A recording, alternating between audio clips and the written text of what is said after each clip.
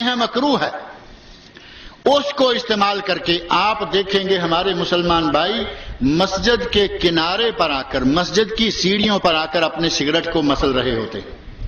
اب یہ ٹوٹیوں پر جا کر وضو کرے گا، جو مسجد آنے تک اپنے منہ سے دھوئیں کے ببوکے نکال رہا تھا، کیا وضو کرنے سے اس کے منہ سے بدبو چلی جائے گی؟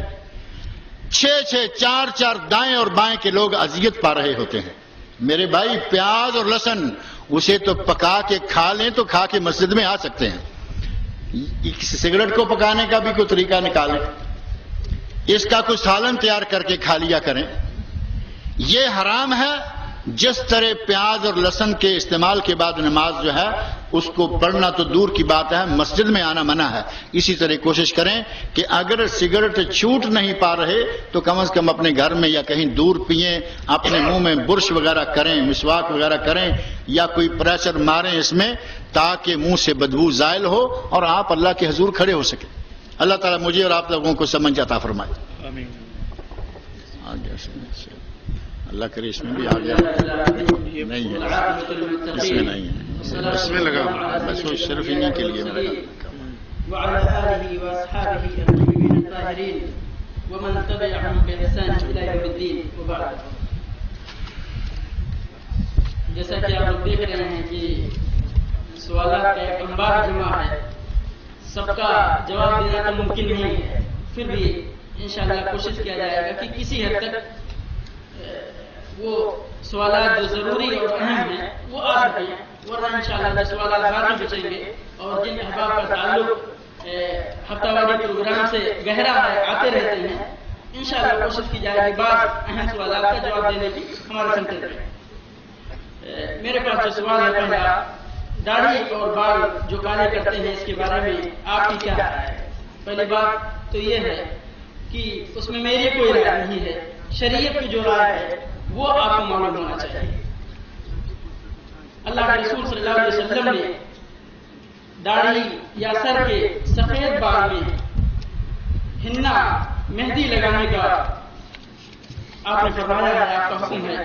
ابو قحافہ کے بارے میں آپ نے فرمایا کہ ان کے سر کے بال جو بالکل سن ہو چکے ہیں اس کو مہندی کے ذریعے اس کا رنگ بدل، لیکن جہاں پر رنگ بدلنے کا تیزاب یا اس طرح کا ہننا لگانے کا ہے وہاں پر اتقوا السواد، کالے رنگ سے بچو، یعنی کہ کالا تیزاب جو آج کے اور بلوا عام ہے، یعنی عمومی طور پر لوگ اس کا خیال نہیں کرتے، جیسے ہی چند بال کالے ہونا شروع ہو جاتے لوگ کالے تیزاب کا استعمال شروع کر دیتے، اس لیے شاید اپنی عمر کو کم کرنے کے لیے، لیکن شریعت میں یہ بالکل بھی صحیح نہیں ہے، اور اس کا دنیاوی نقصان بھی ہے۔ جو لوگ ڈائی کراتے ہیں یا بال کو کالا کرنے کی کوشش کرتے ہیں ان کا بال اور جلدی سفید ہوتا ہے، اور جس خوبصورتی کے لیے وہ اس کالے تیزاب کو استعمال کرتے ہیں،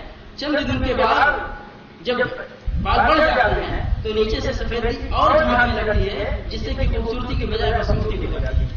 جی آپ کے پاس اس کے بعد انشاءاللہ جزاک اللہ خیر۔ مولانا ایک سوال ہے، کیا نیک لوگوں کی بھی نظر بد لگتی ہے؟ نیک لوگوں کی بھی بری نظر لگتی ہے؟ نظر کسی کی بھی لگ سکتی ہے، وہ نیک ہو برا ہو کوئی بھی، والدین کی بھی نظر لگتی ہے، بچوں کو یا کسی بھی چیز کو، تو نیک کسی کی بھی لگ سکتی ہے، اس میں کوئی وہ نہیں۔ اسی طرح سے میں سمجھتا ہوں اگر ایک ایک سوال پر مائک ادھر ادھر ہوتا رہا تو زیادہ ٹائم کھینچے گا، اس لیے میں جلدی جلدی نپٹا دوں جو میرے پاس 2 3 4 نپٹا دوں۔ ایک صاحب السلام علیکم، ایک صاحب دیوبند کی تعلیم حاصل کر کے مفتی کی ڈگری حاصل کیے ہیں، وہ کہتے ہیں کہ امت کا اختلاف رحمت ہے، یہ کہاں تک صحیح ہے؟ تو ان سے کہیے پھر لنگوٹی بانٹ کے اکھاڑے میں کھڑے کریے، لڑائیے، پھر رحمت بانٹیے۔ رحمت وہ اختلاف میرے بھائی، تفرق جو ہے نا یہ رحمت نہیں ہے، اللہ تعالیٰ نے منع فرمایا ہر جگہ قرآن کریم میں۔ یہ مفتی صاحب پتہ نہیں کیسی ڈگری لے کے آئے ہیں، اللہ ان کو ہدایت عطا فرمائے۔ بات سلام گزارش ہے، ہم انڈیا کے رہنے والے ہیں، ہمارے ولے میں جب بچوں کا ختنہ کراتے ہیں، ہمارے علاقے میں جب بچوں کا ختنہ کراتے ہیں تو بہت خرچہ کرتے ہیں، لوگوں کو کھلاتے پلاتے ہیں، بہت روپیہ خرچ کرتے ہیں، کیا یہ ٹھیک ہے؟ نہیں، یہ جائز نہیں ہے، بلکہ یہ بدعت ہے، یہ سنت ثابت نہیں. ولیمہ کرنا سنت ہے، عقیقہ کرنا سنت ہے، ختنے میں دعوت کھانا کھلانا دعوت وغیرہ دینا یہ جائز نہیں، یہ فضول خرچی. کمرے میں 4 آدمی ہیں، اس میں صرف ایک ہی آدمی فجر نماز کے لیے جاتا ہے، دوسروں کو جگانا کیسا ہے جبکہ وہ لوگ نماز کے لیے نہیں جاتے؟ جگانا آپ کے اوپر ضروری ہے، آپ جگاتے رہیں.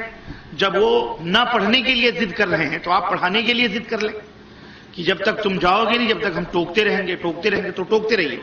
نہ جانے کب اللہ تعالیٰ انہیں ہدایت دے دے. معراج صاحب، آپ کے نام کے آخر میں ربانی لکھا ہے یا آپ کو معراج الدین ربانی سے پکارا جاتا ہے، تو یہ ربانی کے کیا معنی ہیں؟ کیونکہ یہ ربانی تو اللہ کے لیے ہے، جیسے کتابوں میں لکھا ہوتا ہے ارشاد ربانی ہے. تو مہربانی کریں اس ربانی کی وضاحت کریں جو کہ آپ کے ساتھ نام کے ساتھ لکھا جاتا ہے، کیونکہ ہمارے لوگ اس طرح سے کہتے ہیں کہ ربانی صاحب کا بیان ہے. اس مطلب تو یہ ہے کہ اللہ کا بیان ہے. شکریہ آپ کا بھائی. ربانی اصل میں اللہ تعالیٰ نے قرآن کریم میں فرمایا ہے کونوا ربانیین، اے لوگو ربانی اللہ والے بنو. ربانی بنو، کیا بنو؟ بولو. ہاں، ربانی بنو. کیا بنو؟ ربانی بنو، یعنی اللہ والے بنو. تو جیسے رحمانی کہتے ہیں کہ رحمان والے بنو، جیسے جس کو وہابی کہتے ہیں اللہ والے بنو، تو وہابی مانے بھی اللہ والا، ربانی مانے بھی اللہ والا، رحمانی مانے بھی اللہ والا. اس کے جو الٹا ہیں وہ سب شیطان والے ہیں. سمجھ رہے ہیں؟ تو ربانی، ارشاد ربانی کا مطلب یعنی اللہ کا ارشاد نہیں، بلکہ وہ ارشاد جو ہے وہ اللہ، یعنی وہ ارشاد کی صفت ہے نہیں، وہ ارشاد ربانی ہے، یعنی اللہ والا ارشاد ہے. وہ جو کلام ہے وہ کس کا کلام ہے؟ کلام خود اللہ والا ہے، یعنی اللہ کا کلام. تو یہ جو بیان ہے کہ ربانی صاحب، تو یہ اللہ والے، اللہ کی طرف نسبت ہے. جیسے ہم سعودی کہتے ہیں، سعودی والا، ہندوستانی، ہندوستان والا، پاکستانی، پاکستان والا، اسی طرح سے ربانی اللہ والا. ٹھیک ہے. اس دور میں بہت سارے ہمارے بھائی تمام فرائض کو پس پشت جیسے نماز، روزہ، زکوٰۃ، دیگر احکامات کو چھوڑنے کے باوجود کہتے ہیں ہم کلمہ گو ہیں، آخرکار ہم جنت میں جائیں گے. آپ کیا کہتے ہیں؟ ہرگز نہیں. نماز، روزہ، حج، زکوٰۃ چھوڑنے والا یہ جنت میں نہیں جائے گا. اللہ کے رسول صلی اللہ علیہ وسلم فرمایا جان بوجھ کر صرف نماز کو چھوڑنے والا، جان بوجھ کر صرف نماز کو چھوڑنے والا، اللہ کے رسول صلی اللہ علیہ وسلم فرمایا وہ کافر ہو جاتا ہے، کافر ہے. اور اللہ تعالیٰ نے قرآن کریم کے اندر ان نمازیوں کے لیے فویل للمصلین الذین هم عن صلاتهم ساہون، جو اپنے نمازوں میں غفلت برتتے ہیں، وہ ان کا ٹھکانہ ویل ہے. تو جو پڑھتا ہی نہیں ہے اور اس کے اوپر روزہ، نماز، زکوٰۃ وغیرہ بھی نہیں دیتا ہے تو وہ تو بہت بڑا مجرم ہے نا. اس لیے اس کا وہ جو ہے نا بہرحال جہنم میں جائے گا. میں بہار کا رہنے والا ہوں. آپ ہمیں ایک ایسے مدرسے کے بارے میں بتائیں جہاں قرآن سنت کے طریقے سے تعلیم کی جائے، کیونکہ میں اپنے لڑکیوں کو حافظ قرآن بنانا چاہتا ہوں. اللہ آپ کو جزائے خیر دے.